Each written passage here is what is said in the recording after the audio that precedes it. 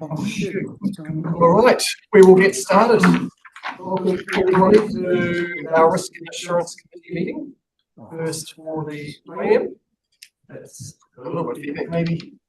Okay. Fantastic, I think we're all good to go. Great to have you all here. Yes, we'll get stuck straight into it. First, our first meeting. So there's a few things to cover today. We are going to go through our terms of reference at one point early on in our agenda. So we'll have a good conversation around the purpose and objective of the committee itself. I would like to open with a karakia though. Tūtā mai I runga, tūtā mai I raro, tūtā mai I waho, tūtā mai I roto. Kia tau ao te mori tū, te mori ora, ki te katoa. Humiei, huiei, takie. To remind those declarations of interest, if there's anything that you might have a conflict of today, please stand aside from that agenda item. Let us know. Public forum, we've had no questions from the public or people wanting to speak today. Confirmation of minutes. So can we first just please, we've got no apologies for the meeting. Can we just move and second that, please? Right, yes, no apologies at all. We do have everyone here. We do, fantastic. Right, I would like to move it. Seconder, John, thank you. And confirmation of minutes. So the last committee was the last training. So in terms of people to move and second that, it would just be those who were in attendance. I'll move it. Thank you very much, Jeremy. Seconded by Morris. Thank you very much.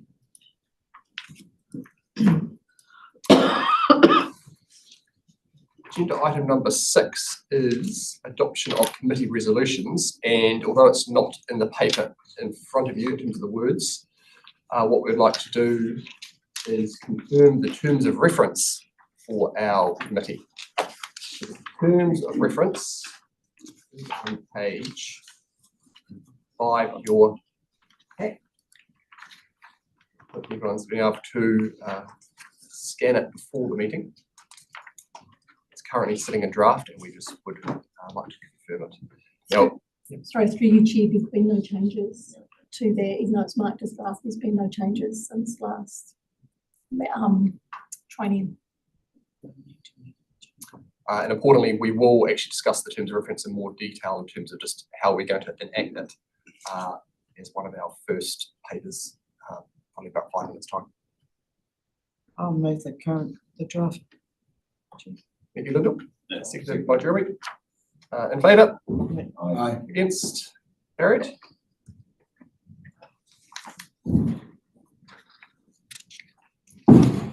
Questions? We've had no questions come for committee. Notification of extraordinary items, urgent business, none as well. And number 9. Chairman and councillors' reports. So I just thought I would say a few words about risk and assurance committees in general, just for those who are new, but also a good reminder to all of us. Risk and assurance committees within councils and within organisations generally are relatively new over the last, I'd say, decade, and some organisations even more recent than that. So a risk and assurance committee like this you will find in corporates as well. So if you were on the board of an NZX listed company, they would have a risk and assurance committee similar to this, and they are now very standard within all councils throughout the country too. In terms of how they came about, which is always useful information to know, there was a lot of information provided within finance committees. So everyone here attends the finance committee, looks through the expenditure, asks questions of it, but they found that there wasn't enough time being spent diving into certain areas, certain at-risk areas. So they formed these committees so that organisations could spend that time at a governance table asking those questions.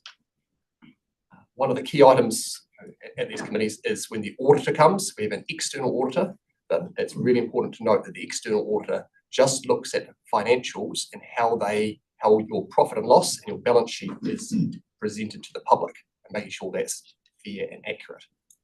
So the external auditor we have doesn't look at other areas of the organisation, just to make sure that the revenue number and the expense number are accurate representation of what happened in that 12-month period. So that's why we have a number of other tools in this committee where we can ask questions of staff or get other third parties in to look at the organisation so that we can get some assurance over certain areas of the organisation. So as governors, I guess you've got two roles. You've got a role to represent your community, and then a role as a governor to make sure the organisation's operating as effectively as possible. So this committee really can help you with that role.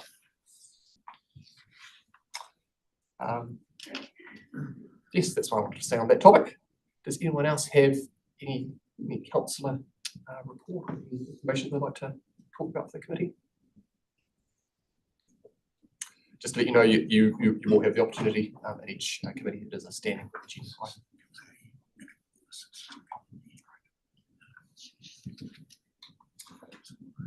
All right, we are going to move on to our first paper. So agenda item 10.1. And this is about our annual activity report. So this dovetails right into the terms of reference. So we have here what Amy has put together for us as in the attachment is our activity plan for this committee.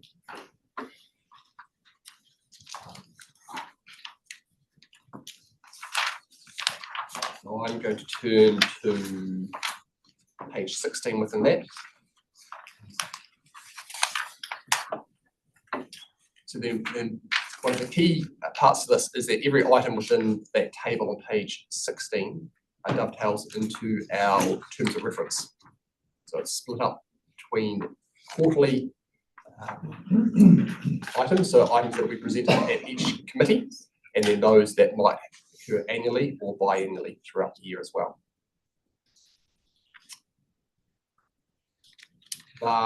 They are streamed into different sort of buckets in terms of risk management items, internal audit, health and safety and the likes.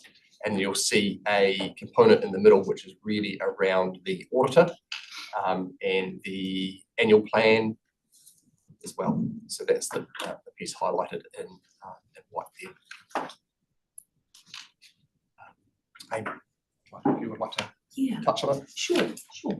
So the plan's really built on the proposed plan that we started last training. So this was a new committee last training, and the work program has evolved. So whilst we've got our annual activity plan outlined here, as and when matters come up, we can make adjustments to the annual activity plan. It will be a standing feature of each meeting that we have. New for this training, we are introducing an enterprise people risk report. The one that you've got is not exactly what it's going to be looking like further on down the line, because we've got some new reporting coming through from our people and capability team, and I'll talk a little bit about that when we get into the report.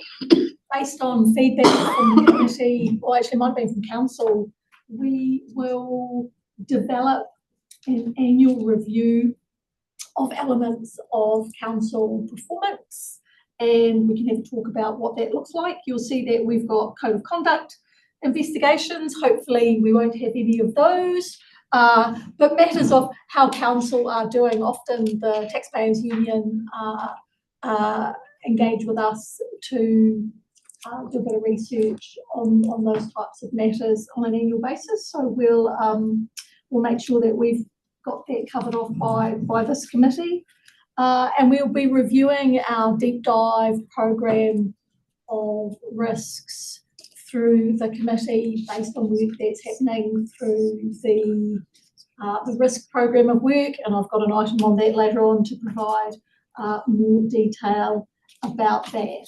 So just know that we've got a proposed activity plan, always happy for your feedback on that. We'll always be reviewing that. And it's not fixed, and we can continue to evolve. And of course, as you know, risks evolve from time to time, we may be talking about things in this committee that aren't actually appearing on this agenda, but there may be just, you know, matters that come up in the course of business that get referred to this committee, either by other committees or just through staff. Okay. Anyone have any questions around the activity plan? Morris. Moved by Morris, seconded. Lyndall, in favour? Aye. Against, carried. Thank you very much. 10.2, appointment of a deputy chair. Amy, if you'd like to talk to this. So for each of the committees, this Training Council has decided that they'll all have formally nominated deputy chairs. So this item is there to allow for that. So there's an opportunity to nominate anybody who would like to be the deputy chair. It's particularly important for this committee, I would say, because Andrew's an independent, he's not always present at other council meetings. So we'd be particularly looking for someone who's really going to, you know, lean into that deputy role, particularly reflecting risk and conversations from this committee to wider council and backwards and forwards as well. So just noting that that's quite an important part of this appointment. I'm happy to nominate Councillor Ludlow. Second that, Mr. Chairman. She wants to do the job. I guess what we've got to look at here, even if we're going to be redundant in 24 months, it's the process of bringing new people in to get an understanding of what's going on. And Councillor Ludlow, I like her and what she does, but I prefer to see some new people come in and do that role. And with that, we have a choice of Roger, David, and Rob. Where's he gone? No, we've got two choices really to do that, to bring new blood into the system. And Councillor Evans has worked a system where the deputy is fully involved with what he's involved with, so that everybody knows what's going on. So I suggest that we pick some of these newbies and make them work. Thank you, Councillor Gibson. So does anybody else have another nomination, I guess, would be the question. Oh, okay. Which one wants to volunteer? Well, I'm keen to have a go at finance, so that's coming up. Are you interested, Roger? I'm comfortable with my current commitments. Thank you, though. Well, maybe it stays where it is then. Thanks. I'm happy with Thank you for the suggestion. That's, yep, all right. But yeah, so any other nominations at all? Okay, so we've got a mover, well, we've got a, yeah, mover, a seconder. So all in favour? Aye. Against? Yep.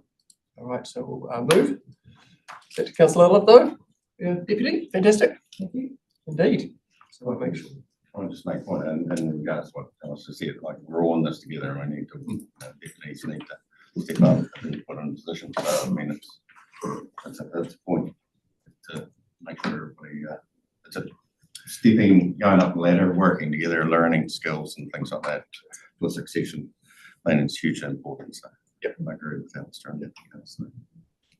Right, and definitely agree with Amy's comment in terms of just taking learnings from this committee to those other committees that you're all involved in that are not there as well. So to make sure those conversations are shared.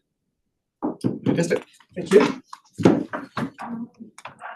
Right, 10.3, organisational risk report. Amy. Thank you, Chair. Look, I'll take the report as read, but I just want to highlight not a small pivot in a work program, but maybe a small pivot an approach. We previously had this role resourced, a risk role within the organisation, resourced permanently, further to the org change last year, and the resignation of that incumbent. It's been difficult to recruit for this role. Given the changes that were proposed by, or the proposed changes, multiple as they were from government last year, I just took a step back and thought about actually what's really important for us as an organisation right now in terms of risk. And I've identified that there are 3 key programs of work which I've itemised at the bottom of, or bullet pointed at the bottom of page 21. I've worked with the chair to identify a suitably qualified person to support us with that work, noting that it didn't require a full-time resource within the organisation to deliver. I've got that down there, and those 3 programs of work are underway. So the first thing is to progress a risk scan, which we started last year, but to be fair, that was in advance of the contextual changes that we're currently experiencing in our operating environment. So our consultants down next week to begin a program of work with staff, and then we'll bring that to council and all this committee before the end of the financial year. We're going to do a risk maturity assessment and use that as a basis for building out a really pragmatic program of work. It's all very well to have risk matrices and risk reporting, but the game in town really is how are we identifying and managing the risks operationally and strategically. So role for staff and role for councillors in that. And then thirdly, to have a review of our organisational risk register and to make sure that that's been properly implemented within the organisation and is subject to regular review and regular reporting. So we will update the committee. The bulk of that work I'm anticipating will be done before June, but I will keep the committee updated and will report through on these programs of work as that work progresses. So, oh, sorry, Andrew. No. So just also in relation to that, we've had a program of deep diving key strategic risks with that committee. We've proposed a couple for this committee based on feedback from council over the last few months. One is about our people risk, and I've incorporated that into our new enterprise people risk report, so we'll cover that later. But also there was a request post the wind event last year to understand a bit more about our network resilience. Now that's not been previously identified as a critical risk for the organisation, but based on what happened, we've got staff today coming in to present on that. And just to let you know that we are also engaging with an organisation to support us have a comprehensive review of our business continuity plan. Again, that was a work program that had slowed last year because of lack of resourcing. We've got that resourced internally, and we're driving that to make sure that we can continue to, respond well in this organisation in the face of an emergency event. Also acknowledging we've got a lot of new people in the organisation as well. So it's really important to make sure we've got a plan that's going to be as effective as it can, knowing what we know now, and that's well understood by those who will be implementing it. Right, Jamie. So, Alice, do you have a question? I'm just perplexed, totally. We've got somebody coming in to review something going forward, when we've got a very good CE at the moment, but he's going to go. It's the natural thing, isn't it, Rob? Or are you going to stay? And we've got a new one coming. Would that not be better done when we do get the new one and they make up their mind on what's going on and how they want to organise it. Can I Because it costs, it costs money to have these people floating around. Yes. So, great question, Alistair. Without a doubt. Do you mind if I? Yeah, no. Yeah. So I guess important to consider. So this paper here is asking how is the organisation managing risk, right? As an overarching framework. Now, words like that, people might say, what does that actually mean? Okay, so managing risk at the ground level, this organisation has to look after infrastructure, so flood banks, flood walls, and the likes.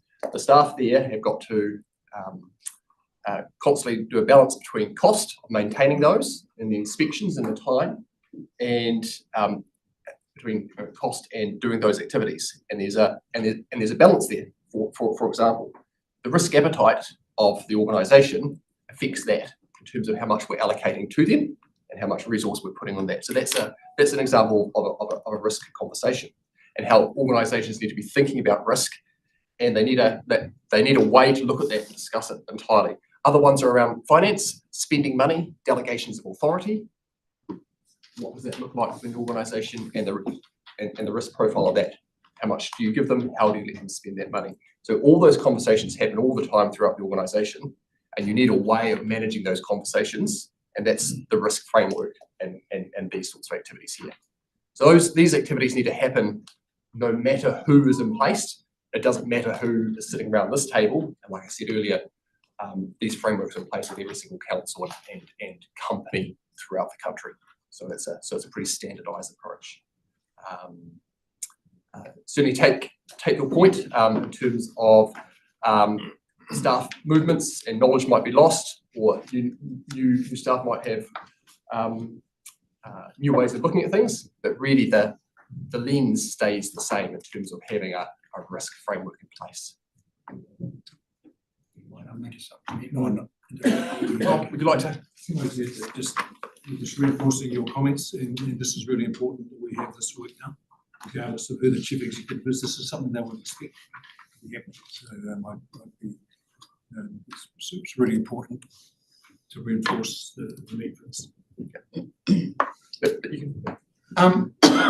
At the moment, at our end of the deal we're seeing out in the community, there's a lot of things that are happening through submissions to government, things like that, but we're still not. The risk to us and our image in the community is we're not out there.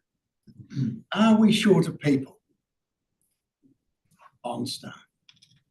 How many staff do we have? Fantastic. We have got a paper directly on that one coming up. So yes, at the moment we're talking about this, the risk framework for the organisation in this paper here. So Well, I see that as a risk. fantastic, and we are going to talk about the risk a bit later on. Okay. Any other questions? Yes.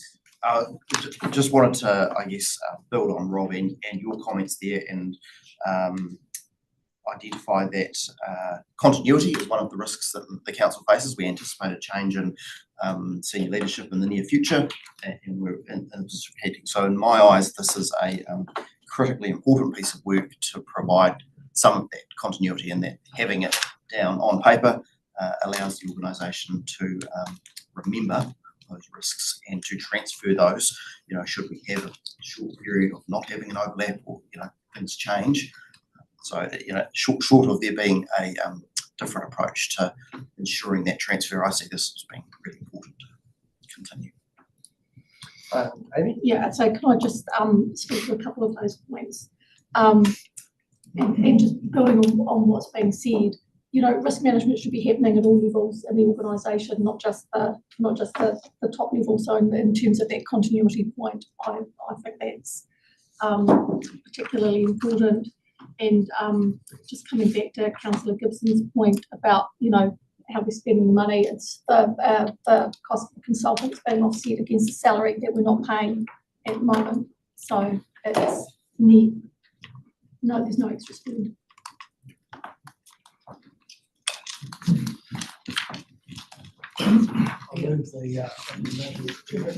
Second. Thank you. In favour? Aye. Opposed? Carried.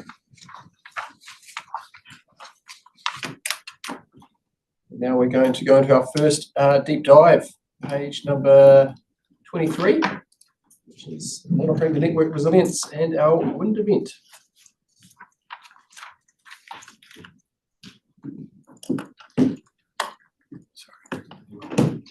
Welcome, Ashley and Karen. Thank you. Fantastic. If you'd like to give a, we would have all read the paper, but if you'd like to just give a very brief summary overview. Thanks. Thank you, through Chair. So this paper was requested by councillors following the wind event, and I guess just a quick reminder of what happened during that event. So when the wind event happened last year, we were in a flood watch situation. The wind event obviously took out power and made travel difficult. So there are a couple of things that happened while we were in flood watch. One was that, we lost power in this organisation, which we needed to run our network. And our contingencies for losing power in our building was that staff would go home and set up and could manage the network from home. But as staff did not have power at home, that wasn't a particularly useful contingency. One of the other contingencies was that we would send staff out to sites and manually provide recordings in, but with the wind, travel wasn't an option, so that wasn't a particularly helpful contingency. And then the third contingency we had in place was that we would bring people in from out of region to support. So of our three contingencies through the event, neither were particularly helpful. And then with the power outages, obviously we lost some cell network coverage, which then meant we lost comms to some of our sites through the flood event. So it was a really good test of our flood warning system through, I guess, a multiple kind of hazard situation. And so this paper is just kind of reflecting on the learnings from that event and some of the actions that we've taken since. Thank you very much. It was a very well written paper, so providing all the information within it. If you've got questions, and we'll start with John. Yeah, thank you. Thank you, Chair. Excuse me. Yeah, it was a good test of the systems with the chaos going on, and I think we've touched on it before, but there used to be the old phone tree down the river for farmers and those living in the community. I'm just wondering if it's something that we do need to look at. I think the 2020 flood was an interesting one where the Tutoria site wiped out, and I was actually just phoning the civil defence stick in the river to give them some ideas to what was going on, and they found that quite helpful. And the reason I say that is, most properties now have Wi-Fi, which still, that really showed out during the event that as long as you had a generator, your Wi-Fi worked, especially if you had Starlink, and communication could continue versus as soon as you went off farm, your cell phone stopped for those first 2 days. So I just wonder if there is something there we can work with communities around a bit of a phone tree on those living on properties that we know are established landholders, so we know that there's some surety that they'll be in the province. Is there an opportunity to maybe touch on that and have a look at that as a third or fourth tier of resilience? As a through you, Chair, I think that's a good idea. One thing I should have mentioned is that our really critical sites do have Starlink or satellite comms, so we didn't lose the entirety of the network. Our really critical sites do continue to operate. But yeah, we will look into, I guess, like a citizen science approach to collecting data through events, through photos, potentially, or other mechanisms. Yeah, we'll take it away and see what we can do. Yeah, thanks, Andrew. Look, another thing that has been a risk in the past is when the sites go down or they glitch. And one of the things that this liaison committee we did put up hasn't happened was the use of rollers on bridges. So the old stack approach, so that when you go up, you're not just looking at shadows, you've got a level.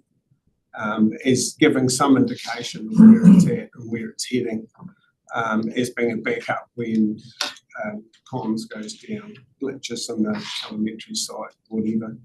I think it would be quite low cost. Most bridges have nothing at all apart from the telemetry sites. And from time to time, as someone that watches it a lot, there are quite a few glitches during events at times. and it is a concern. So just, it's a contingency, I guess. Yes, so through the chair, so we, yep, so we have, we do have a number of just water level only sites, which is essentially what you're talking about, where we have, you know, staff gauges and we track just the water level. We don't track flow and other metrics, and they tend to be on bridge sites. And we also have been slowly rolling out a system of cameras at sites as well, which give us eyes on those staff gauges and how water levels tracking as a backup. So, but as you may recall, we have had some vandalism and theft issues with some of that equipment as well, which I'm aware has happened across the country too. So, I mean, I guess our system is made of multiple approaches, but it's probably not a perfect system.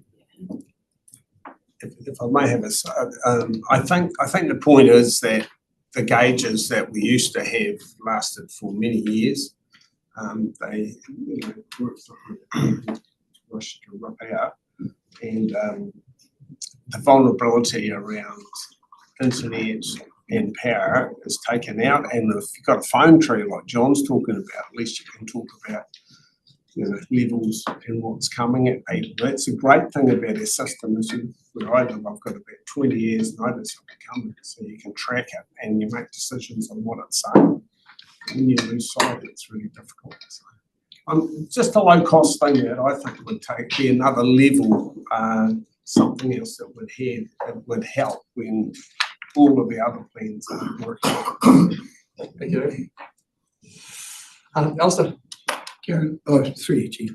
That when we look at this, the problems with communications have happened several times in the North Island, and then it happened with us down here. Is there a plan to change it somehow or upgrade it somehow so that that doesn't happen? Through you, Chair. So can I just get clarification on that communication piece? You're talking overall communication from the systems to I'm the probably office more talking or the to cellular networks because most people have cell phones these days. Yes, so our intent is to start equipping the whole network with Starlink as the best option and the only commercially available option really at the moment. That should, with the new style of setup, remove a lot of that risk because we've got enough power at the sites to ensure that those sites can provide satellite comms to satellites, and then back down to our office, looking at also equipping ourselves with a mobile setup which has that direct Starlink comms as well. So if the wind completely comes through and knocks everything out, unless there's physical damage to the infrastructure, we should be running as tight as possible. So I was just going to add to that. The other thing we have is our IVR system. So that's the system where you can phone in into the site, well, actually into the website and get information, and that held up through the event. It's just that data wasn't being updated because of the cell networks being out for some sites. Yep. Just as a supplementary, that's fine for us, but how do we get, because it's really happening between our ratepayers and us, how do we get is there a plan for a better deal for them too? Somehow? Or are we going to have the same, we're going to repeat what Gabrielle's done and, you know, what's done down here? Is it all just going to carry on? Can you clarify the question? So Is there a plan?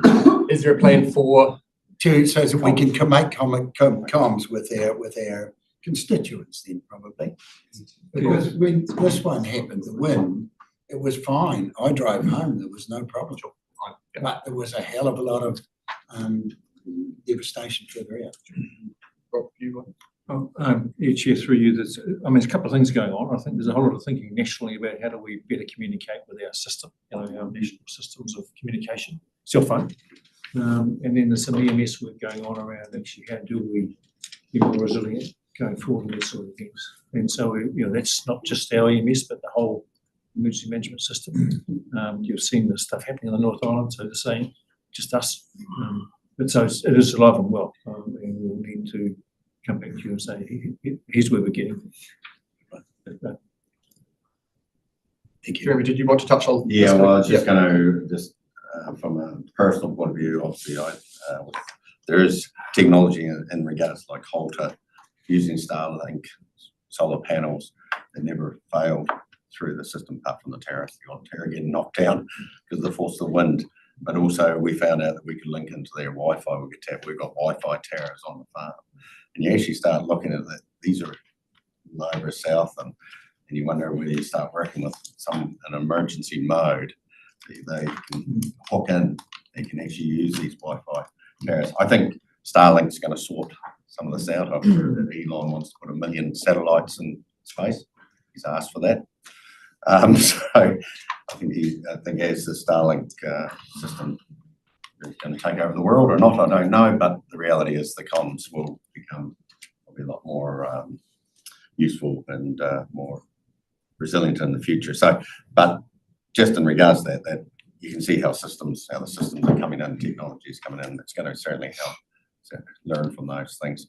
And I just want to say a big thanks to all the staff around when the disaster came, EMS and the approach and everything. Just always good to keep on saying thanks because I think we did exceptionally well. It was new. We weren't, never did I think I was going to get a Category 3 hurricane in for 20 minutes. But it did happen and we've learned a lot and we'll be a bit more resilient in the future. Jeremy? Lyndall?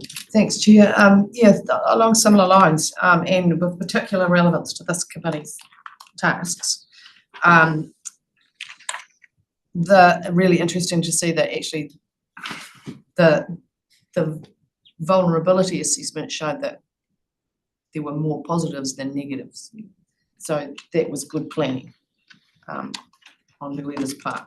And I guess for this committee, what we particularly need to be made aware of is anything that will impact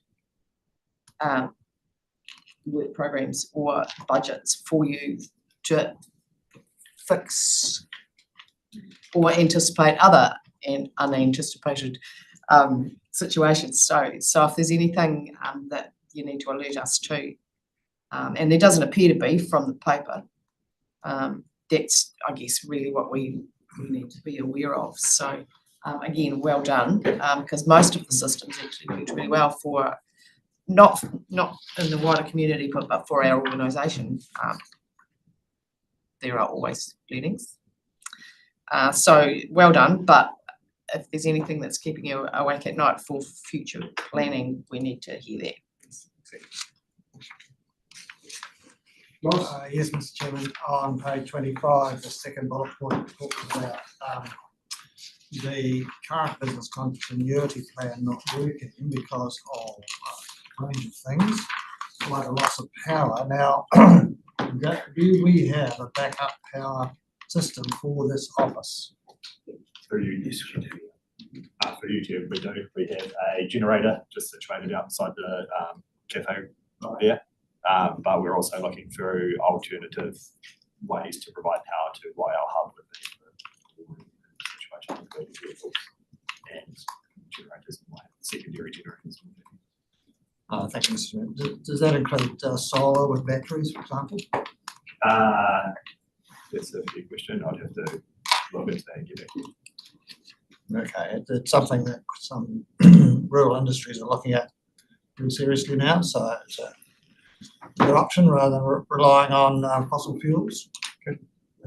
Amy, Through you, Chair, we will be looking at that because one of the things that became apparent is whilst it is there to provide temporary power source, the generator, didn't anticipate being out of power for quite so long. Yeah. So actually, that's a finite solution to a problem. So yeah, we will be exploring through our review of business continuity plans what alternative approaches are and broader scenarios. Because I think the paper makes reference to the fact that we were quite anticipating this specific event and all that happened within that. So.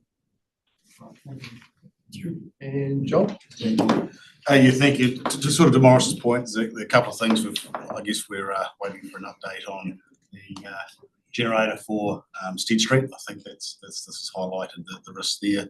But, you know, the discussion around solar and battery is really important because I think the sooner you get into it, the sooner you get payback. So a financial decision will drive this more so than just resilience. Generators, the costing of generators, I don't think there's a true cost ever played out around mechanical failure and constant maintenance. But on the generator front, I know it's not just Environment South and it's EMS and such like. Have we got a plan for exactly how many generators are needed? So that's ring fenced and dealt with, and there's not the grey area that we ran into during the storm, trying to help the community. I think that needs to be ring fenced at some point. I know it's an ES conversation, but quite high risk for ES. I think that how that played out. So I think that is something that this committee needs to talk about. So, Chair, can I? Yes, Rob. Yeah, just talking to Nima about this yesterday. They're having a conversation with MPI around the industry and building resilience into that industry. So they're working with MPI is working with Frontier and others on this very soon. So that'll help us. That should give us a bit of stock take of just where the situation, where those gaps are. And so there's a real emphasis on responsibilities sitting with industry. Thank you.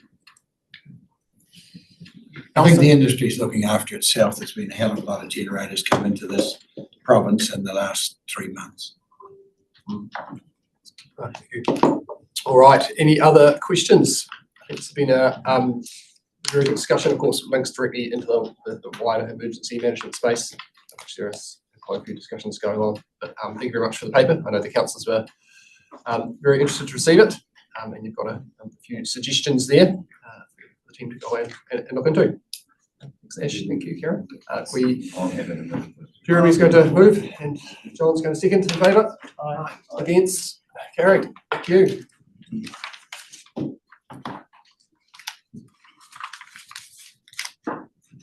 10.5 on the agenda, internal audit update.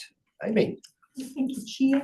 For the benefit of the new members of this committee, we run an internal audit program of work that's delivered by external provider PricewaterhouseCoopers. We've got a rolling list on page 26 of high-level areas for us to have our internal audits on, and we report back to this committee not only on the progress of those audits, but the progress that's been taken to close out audit actions from previous reports. We've had 3 internal audits so far: procurement and contract management, asset management, and the human factors around cybersecurity. And we're about to kick off part 2 of the cybersecurity audit, which is about looking at our systems. And I think council will be aware of a recent cyber matter that we had, which just shows why we always need to be continually focusing on this area. For what I'm hoping is obvious reasons, the cyber audit and matters related to cybersecurity we address in the public excluded part of our agenda, so you won't see those covered in this part of the paper.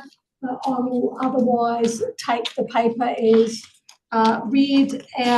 You will see on the table on page 29 just an update of the actions that are being taken to close out our audit findings to date. And the cyber ones, as I said, are covered in the cybersecurity paper in the later part of the agenda.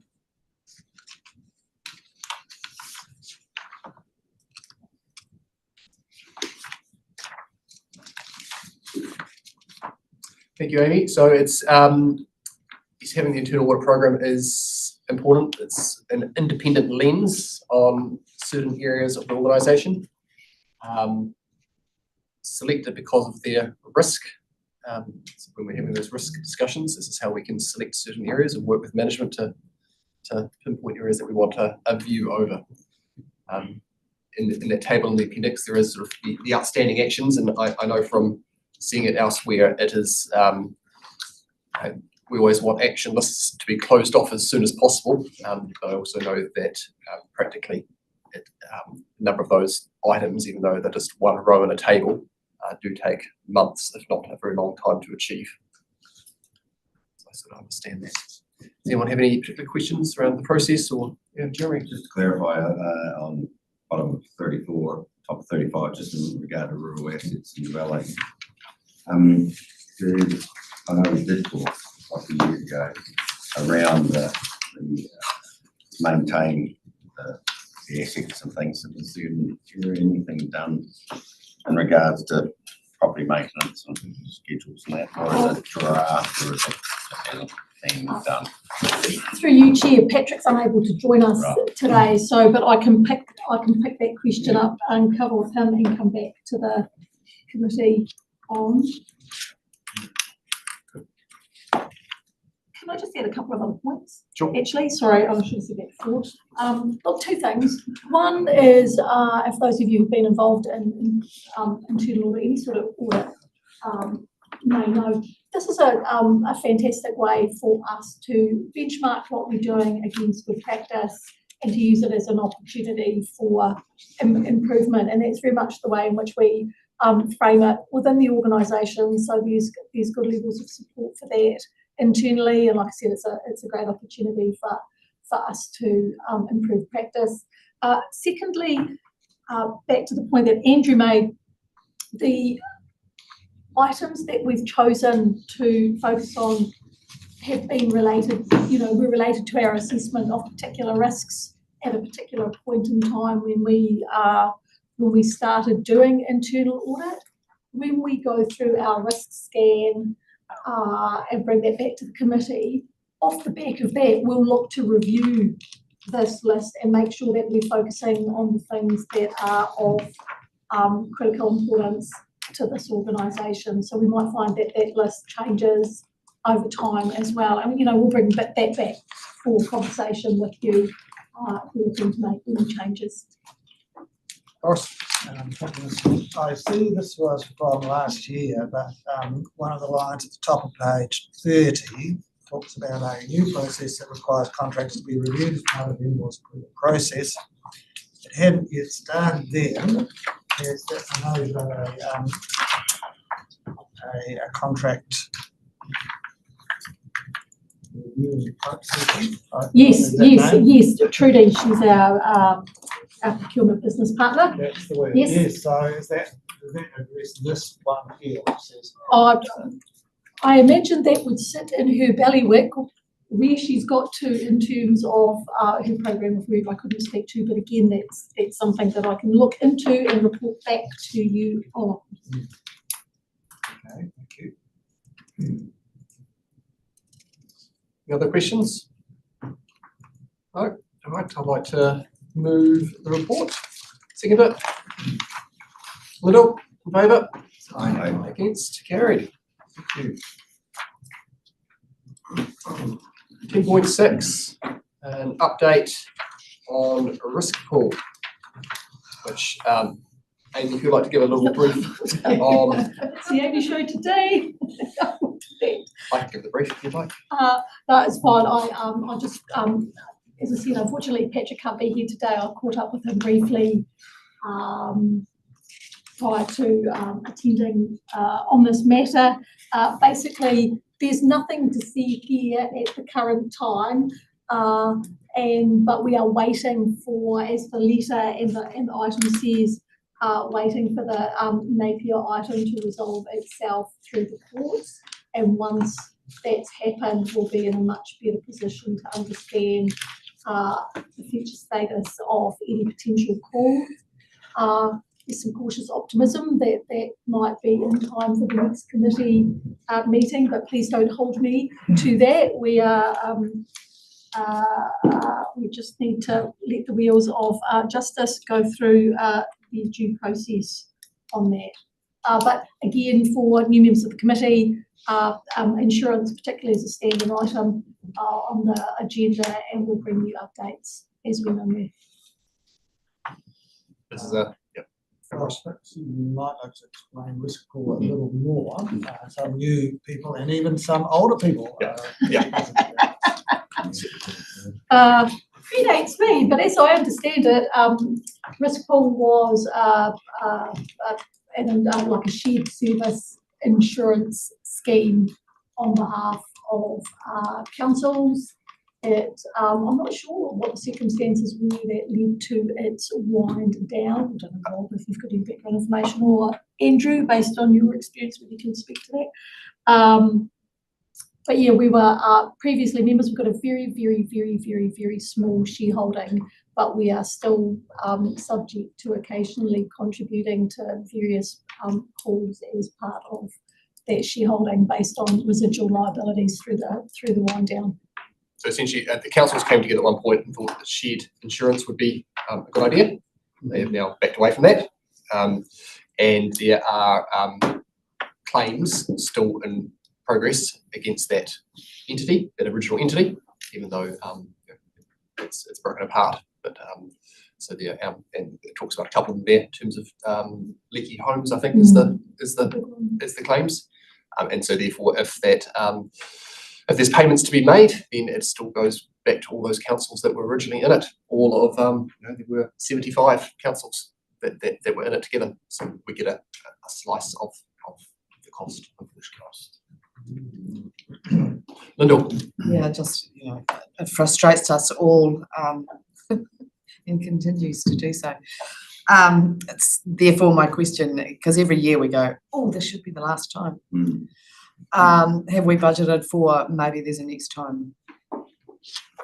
I would need to check with my colleague. Hoping that we don't have to actually do that next time. The reality is there a time, finite time? I think we've asked that before. Yeah, I know, yeah. I was just getting like asking us just to get it, see if we can get. Payment in terms of quantum of dollars, I think we've got here the report. What the last one was around 25K. 25. So, and I've seen lists in the past to say how much has been contributed in it. I think it can touch on it on close to 100, possibly if it gets up there in a year. Otherwise, it is about this end of 25. Would that be helpful for the committee to see a table with the historical? No, we don't need to spend too much time on it. No, certainly. It's going to pop up occasionally. Yeah. Any questions about it, just to make sure we're across it? Is there any other shared insurances? I had an idea there was something around Christchurch. There was a big poll, maybe Silver Bridges and stuff. And we were involved in some of it. I thought, is that a separate scheme to this? We do a shared infrastructure insurance for, can't remember what it's called these days, but South Island Insurance Collective. The benefits of sharing that particular type of insurance is that you're unlikely to have a whole event that, AFA notwithstanding, it's still not likely to impact everybody equally through the South Island. So we get to diversify our risks, and that's also like as a joint entity, and also insurers like that as well, because they're not likely to be in the hole for one singular event too. That said, it's still a challenging insurance market. One of the benefits as well of collective insurance, where you involve different types of council, you also insuring different sorts of assets. So you've got some assets that sit above the ground, some assets that sit below the ground. Again, depending on what happens in any given event, again, you're diversifying the risk there. One of the challenges for us in that collective, though, is if the underground assets, like all the pipes and the systems that the water systems get insured, get taken out and put into an independent body, you're left just with the above ground assets, which, for the regional council particularly, are mostly flood banks, and that starts to make the insurance market a bit tighter for us. So this is all playing out right now for us. And just a further point of clarification, in this risk pool thing, only leaky buildings were mentioned. What else was it involved in? I think leaky buildings was the main, and there's been several of them, several cases to claim Like against. Queenstown, I wonder if the Queenstown was it in that or not. I can't recall. a claim on council. Claim council, Yeah. So, yes. When it comes to insurance more generally, this committee will receive at least an update once a year on the policy, any decisions around coverage amounts and what to cover. So that will come to this committee. We've got two lots of insurances, like groups of insurances, and I think they insure it at different times. So I suspect at our next meeting, we're probably going to have, because it's not at this meeting, there should be a conversation about that, and then also November's renewal date for us as well. Any other questions? I'll move to. Thank you, Lyndall. Seconded by Dave. In favour? Aye. Against? Carried. Thank you.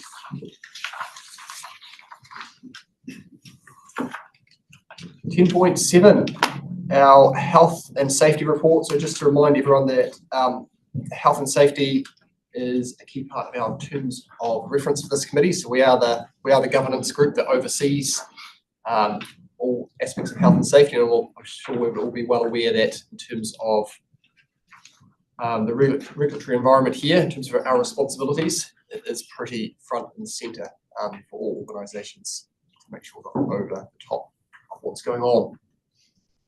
Amy. Thank you. At the previous meeting of this committee, our health and safety manager had just resigned. I've been hopeful multiple times when council in this committee has come together that I would have some good news about having recruited a replacement. I've had written offers out twice to candidates who both not accepted them, so that role remains unfilled at the moment. I've got a conversation tomorrow with someone who will hopefully be able to support just some key programs of work while we continue to look for a replacement in that space. That said, day-to-day operational health and safety activity is still going underway. The health and safety committees is still meeting, training's still happening. Key pieces of health and safety activity as outlined on the table of 43 is still going underway. We're still inducting staff and investigating incidents as and when they occur. That is all itemised in the report, along with just highlighting a couple of notable incidents and events, and just a summary of the analysis of key hazard around slips, trips and falls, because we've had a few of those in recent times. So just stepping back and looking at those incidents as a whole to see if what else we can be doing to manage that risk. So I'll take the report broadly as read and happy to answer any questions.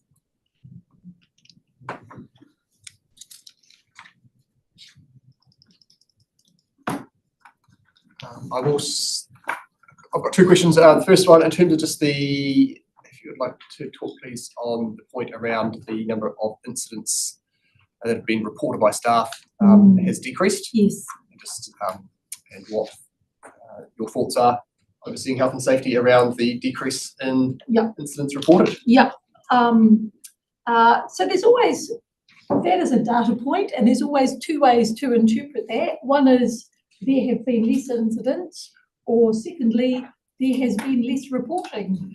And the balance of likelihood is it's the latter rather than the former. So we've been working actively with general managers and the managers, being the managers directly, about engaging with their teams on health and safety, on incident reporting, and on near miss reporting, because it's not just the incidents, it's the near misses, and with the health and safety committee to make sure that we're actively asking the questions and that we managers or staff are aware of an incident happening, that follows all the way through to reporting reporting through. So that's been an active area of focus for senior staff and management.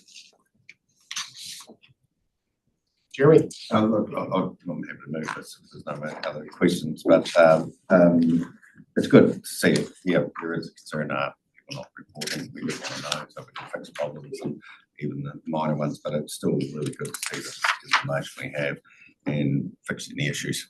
I did take one, I had an electrical one. I was wondering why staff were playing around with wires, but obviously it was qualified, they were qualified to be doing that, so. But it does pinpoint a few old existing things that are hidden around this building too, be of the age and things like that too, so it was good to see those sort of things sorted, but it's actually the actions seem that we are on top of it. Yeah, and that incident in particular, I don't necessarily think that was that's how you used to do things in the old days. I think that should have never happened. And it's good that we got it fixed. But actually, also to the point of, continuous improvement, actually that happened in one place, and it's let's go and check all the other places just to make sure that everything's, right and correct. Because if it hadn't been a qualified person, looking at that and actually identifying the problem, that could have a very different outcome. So, yeah. And just one final point. So on the paper, one of the things I was looking for, just from a audit risk perspective, the critical risks. Yes, I know that's got to come. That's got to come back. If we could make sure. So just to let people know that the critical risks to health and safety, we need to have oversight over, because if anything goes bump in the night, it does come back. We'll ask the question, were we over the top of it? Critical risks, I believe here, were things like working in and around water, and lone workers as well, as well as driving, I believe. Yep, we've actually got 6. We've also got helicopters. We've got, I'm going to forget one now. We've got our aggressive customers. Can't remember the last one, but we'll report that next committee. We've also got the auditor that we usually have doing a normal health and safety audit to come in. She's coming in June to audit us against our critical risks. So we're having a really comprehensive look and drill down into those. Previous health and safety manager was reporting and deep diving those critical risks. So I said I was looking at getting someone in whilst we're recruiting the other person, and this is one of the pieces of work that I want them to have been having a look at for us, so we're not losing, we've lost a bit of momentum, but we're not losing any momentum in addressing these. Particularly when we've got a lot of new people in the organisation as well, that's it's really important to make sure that they're being properly inducted and really tight around there.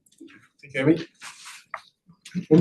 Yeah, just a quick one. It was interesting on page, it's in really little numbers, so I can't read it, even with my glasses on.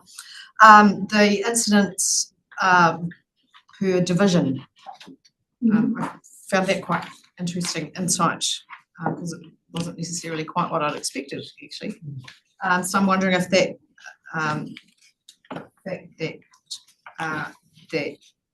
the distribution of those incidents is a reflection of anything that we do or do not need to change, or that we need to add to elevate. The science one was quite high. What page? Can anybody else give me In the page? I do the KPI is one of the diagrams, is it? Yeah, that one there. Yeah. Sorry, I can't. I need new glasses. Yes. Well, as you might expect, if, when you're out in the field, you're exposed to a lot more hazards and risks than you are when you are in the office. Yeah. So- Is there anything that we need to, as far as delivery of work, that we need to be aware of here that we might need to change or recommend as terms of anything? I'd need to drill down and see what the nature of those incidents were per division. yeah, Nathaniel and are in that critical risk category, then that's Yeah, probably well, something I that we mean, would need to. some of them will be. I mean, I think the thing that's probably interesting about that diagram, just noting what I said about, people going out into the field being exposed to risk. If you have a look at the next highest group, that's corporate services, who are not going out in the field, but actually the majority of those incidents are being on the receiving end of abusive customers. Yeah. Thank you. Ben? I guess it comes, you've got less reporting, and there's two reasons, it's said there about, is how do people report an incident? And I guess simple thing doesn't put people off, because at the end of the day, and they go, that 20-page form, I haven't got time for that tonight, so they go.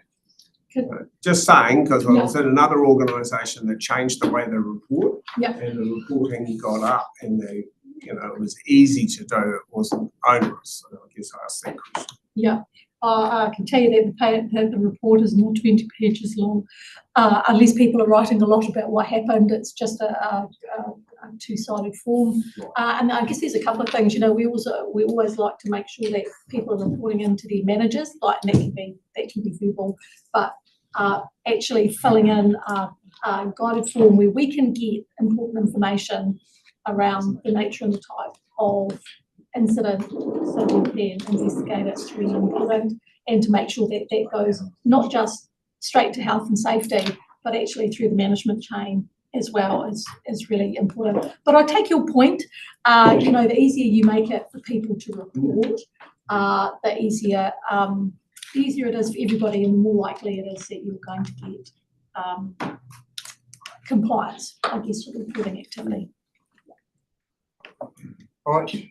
Can we all get a set of high traction footwear, please? Because we're in the field. Let's talk. What's well, our situation? Well, are you doing your health and safety plans before you go out into the field? And does it require your PPE? So I can talk to you offline about that. Very happy to do that. You're doing council work. All right, I'd like to move the report. Seconder? Oh, Jeremy's moved it. You did 5 minutes ago. I will second it. Roger's going to second it. In favour?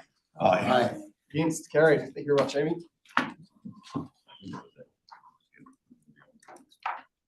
Page 52. So, this was referred to earlier, is our new report. I believe it's going to be a standing item one. I'll get Amy to confirm that, around enterprise people risk.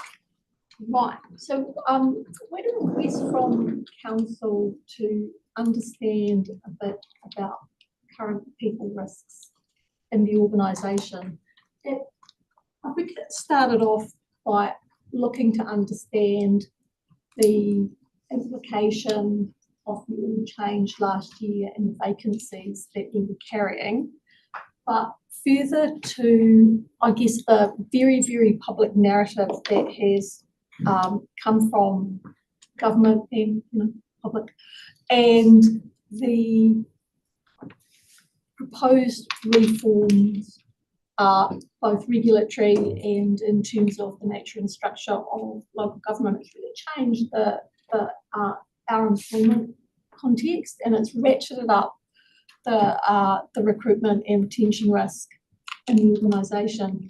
Now, I did a deep dive to the committee last April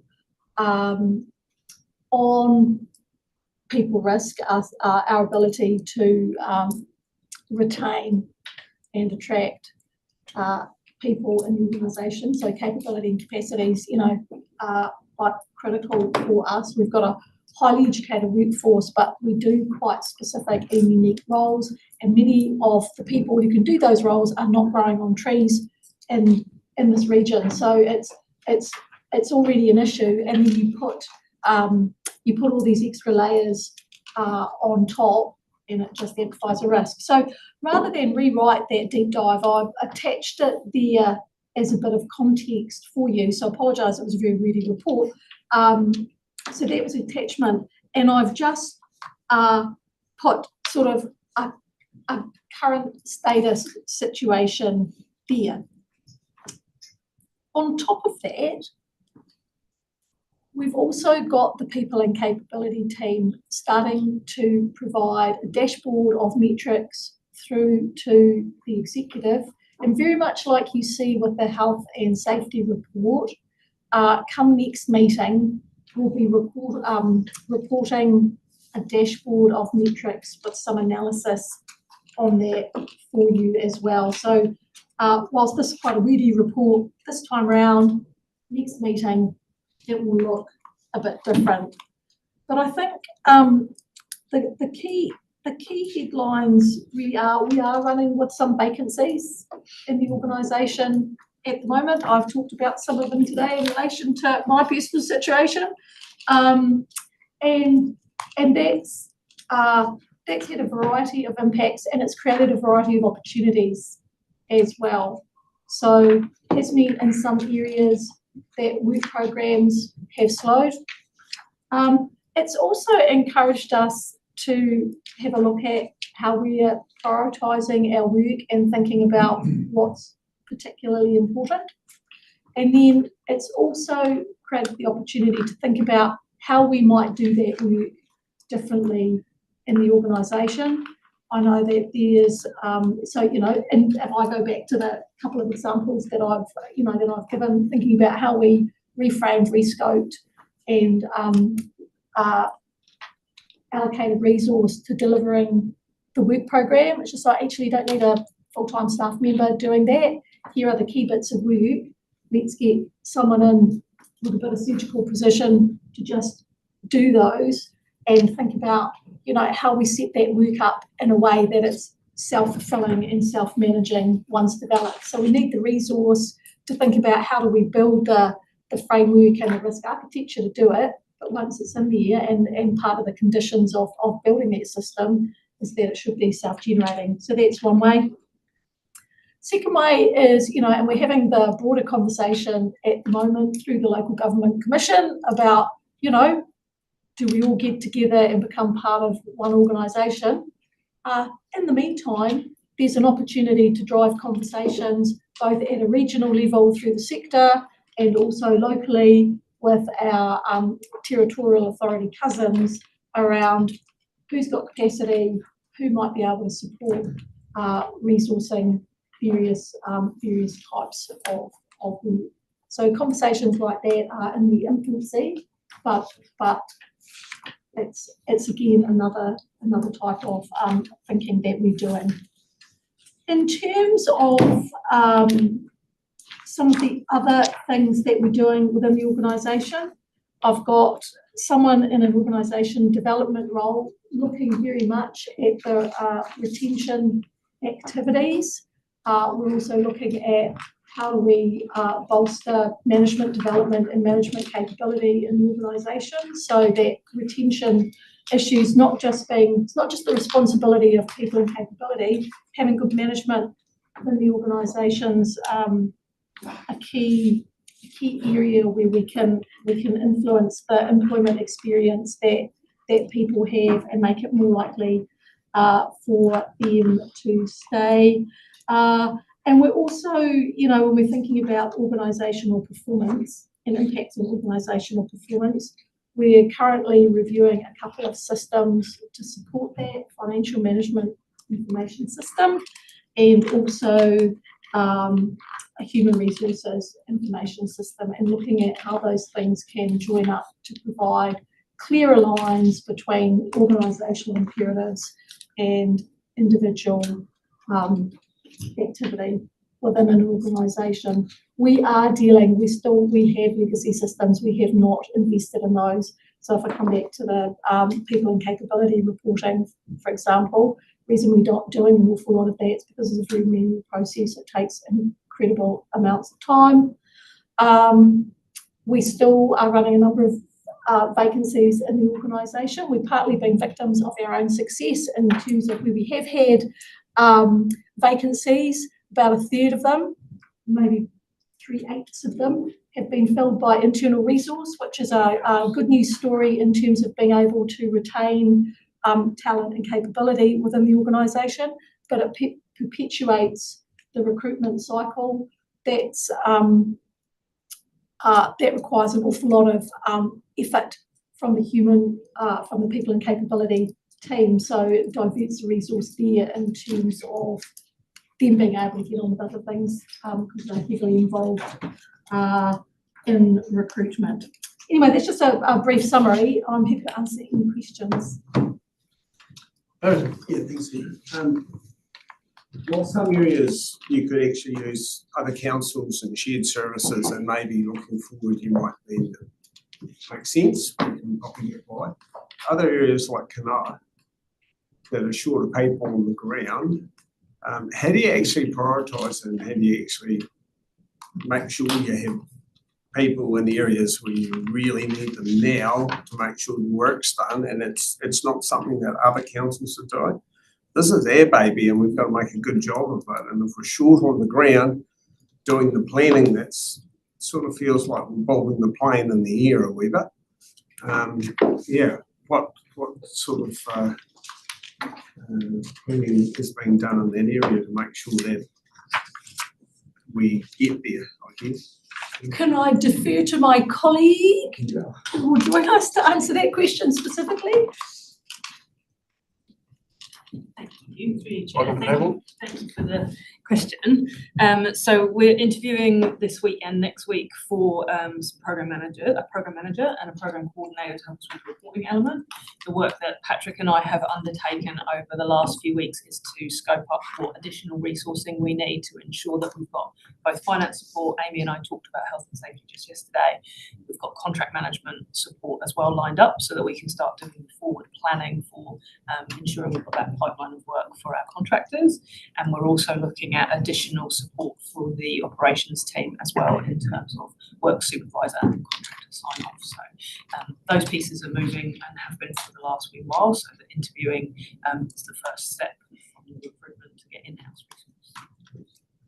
I'll just get Rob to touch on. Yeah, look, just reinforcing what Lucy's saying. This is a priority for us. This is a key priority.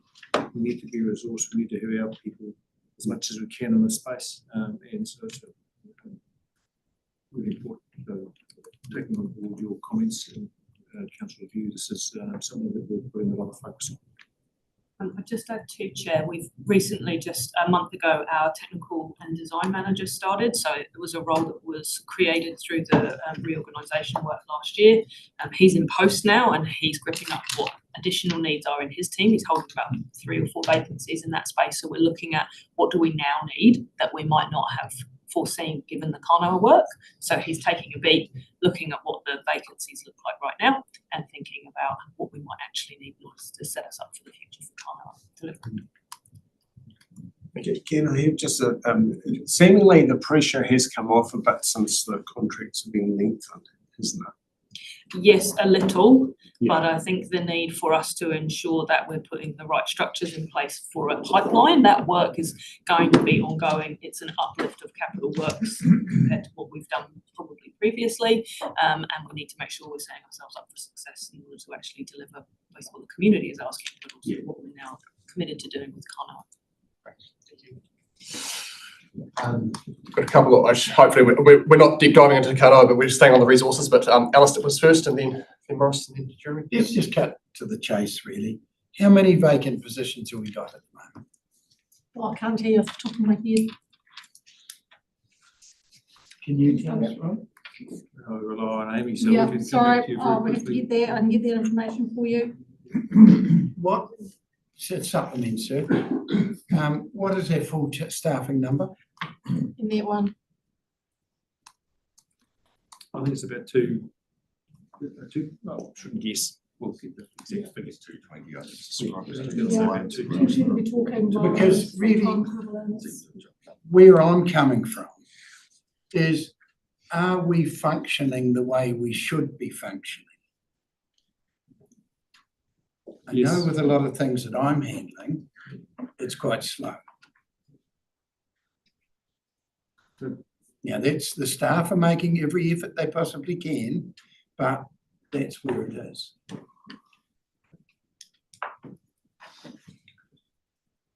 Right. Couple of good questions there. I think Amy's going to come back to you on the staff numbers and vacancies, and thank you for the comment. You've got another question on that? No, That's fine. Thank you. Good. Yeah, thank you. We'll go Morris and then John. Thank you, Mr. Chairman. Yes, more of a helicopter view, if that's the appropriate term. In the paper today, in Southern Times, there's a very interesting article about Chinese people who are working very hard for a while, and then they think, well, I'm not sure if that's really satisfying my life goal, and they're going back to a part-time job, or they've earned quite a lot of money, and well, I think this is happening probably internationally as well. We hear about in France where people and other places too probably are advocating for a 4-day working week rather than the traditional. When we worked, we worked 8 to 5, and then we had the weekend off, and that is maybe not really meeting the needs of a lot of professionals, especially, and maybe others at this time. So my question is really, how are we making sure that these highly talented staff that we need to run this organisation are getting job satisfaction, and that their other, their mental needs, their recreational needs, their off-time needs are being met as well as achieving the goals of the organisation? Do we have to adjust the goals of the organisation to make sure that the people who are working for us are doing so in a highly motivated and productive way? And do we have to adjust things to meet those needs? I think there's a textbook Yeah, to answer to that question. It's a really big question, and there's quite a lot in it. If I could maybe just touch on a couple of things within our organisation that we do. First thing I'd like to say is, most people, in order to get drive and satisfaction out of work, they need autonomy, they're looking for mastery, and they're looking for purpose. So one of the beautiful things about this organisation is that we've got purpose embedded in our why we're here. We're here for Southland, we're here for the community. So a lot of people that we have working for us, they live, they play, and they're working in the region. So there's a really strong connect for them in the work that they do. That gives them that implicit benefit as a citizen, I guess, of the region. We offer a range of benefits for staff, and one of them is flexible working, and everybody's entitled to ask for flexible working, and we've got a significant number of flexible working arrangements within the organisation. Still got to meet the organisation's needs, but we know that this is a much valued benefit for people. So we're working actively to make sure that we can help them manage their lifestyles and so that they can come to work. And we also, we've got hours that also have what we call a time and lieu component. So if people, whilst we're not offering a 4-day work week, unless people have specifically requested that through some sort of flexible working arrangement, there is, if people are working longer one day, they get that time back. So we really try and accommodate those things. And then, I think we've talked previously in terms of wellbeing, et cetera, we've got an active social club within the organisation. We've got employee assistance programs. In fact, next time you go for a cup of tea, if you go the long way around, we've got a big list of benefits that's sitting on the wall that you can see, subsidised gym memberships, all sorts of things.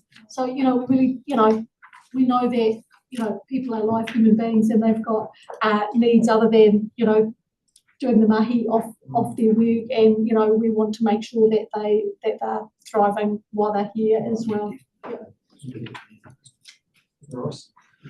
John? Thank you, Chair. Yes, in previous risk insurance meetings, I've asked for a report around roles vacant, roles being filled, and I think it's really important that we get that every meeting or even monthly, so it gives transparency to the risk insurance to see where the choke points are for the, we don't necessarily need commentary on it. I think it'll speak for itself if we could just have eyes across that, please. Yep. So I just wonder if we could action that. Could that be actually as an action? Yep, as I said, going forwards, there'll be a dashboard that comes from the people and capability team that will have far more information, and it's a heavily manual process at the moment, but we're just starting to get that reporting come through to exec this year, so we'll consolidate those monthly reports that you're getting and bring those through to the committee, and if more regular reporting is required, we can maybe work out what the best way is of getting that information to you. So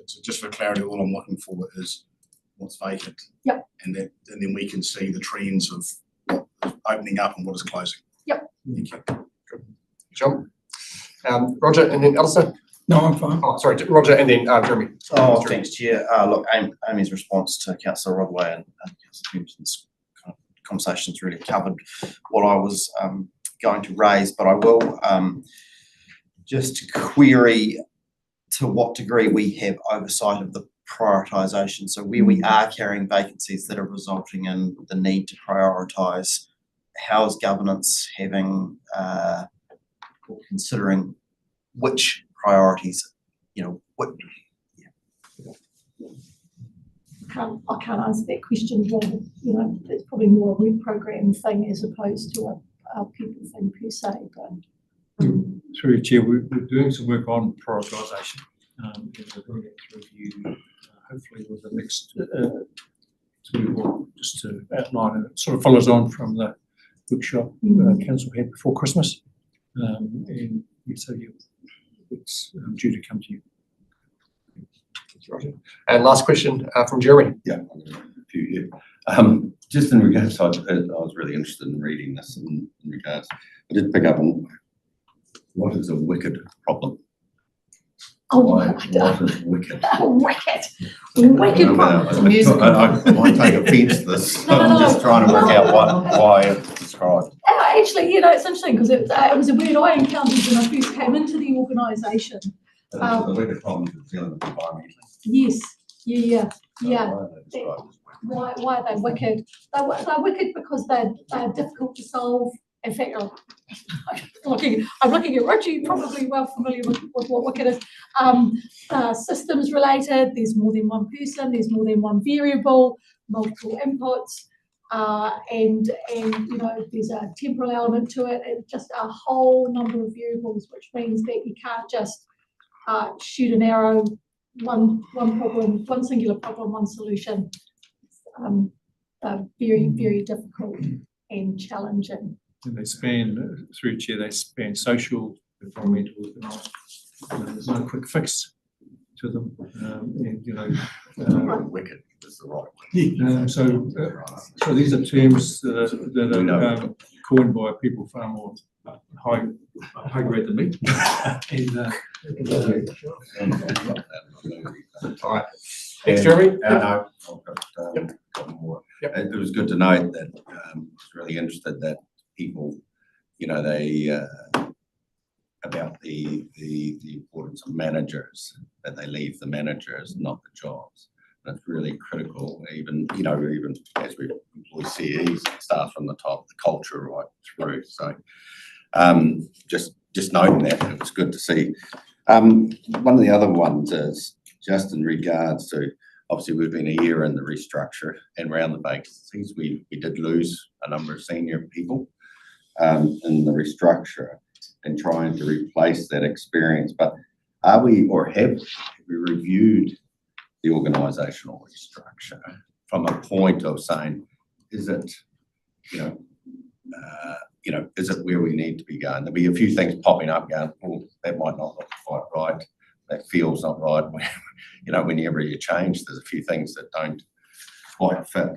And I was just saying, have we done it? Or we're constantly doing that, or are we going to do it? We're about to do that. Chief Executive and I have been having that conversation this week about how we go about doing that. I've got a conversation with a third party to support that pending. So that's just about to be happening. So that'll be good information if we can do it before annual plan, like we're doing annual plans, because it could change the structure of funds, basically finance going into the future if there's a wee tweaks here and there too. So that's what I'm trying to get around the vacancies and all those things. Totally agree, and also in response to the changes in our, both our regulatory environment and our future structural environment for regional council, it just makes sense to be looking at that at this time. Yes. So yes, Yes, and we'll yes. come back to you on that. Thank you. Anything else, Jeremy? No, that's me cleared. I think. I'm looking at time. I'd like to move the report. Seconded by Lyndall. In favour? Aye. Against? Carried. Thank you very much, Amy. So we look forward to getting that report each committee meeting Yes. and with numbers in the next version too. So it'll be great. Oh, and through you, Chair, and again, because it's a new report, if you've got feedback on it, we're really happy to iterate. So, just make sure that we're continually providing information that's helpful to you. Thanks. So next agenda item, we move straight to extraordinary urgent business, of which there has been none raised. And now we go to exclude the public. We're going to move into our PX session, so I'll get that read out if that's all right. In accordance with section 4(1) of the Local Government Official Information and Meetings Acts of 1987 and the particular interest protected by section 7 of the Act, that the public be excluded from the following parts of the proceedings of this meeting, namely the confirmation of public excluded minutes of the Investment Committee and the adoption of public excluded resolutions. Right, and moved by Jeremy, seconded by Roger. In favour? Aye. Against? Carried.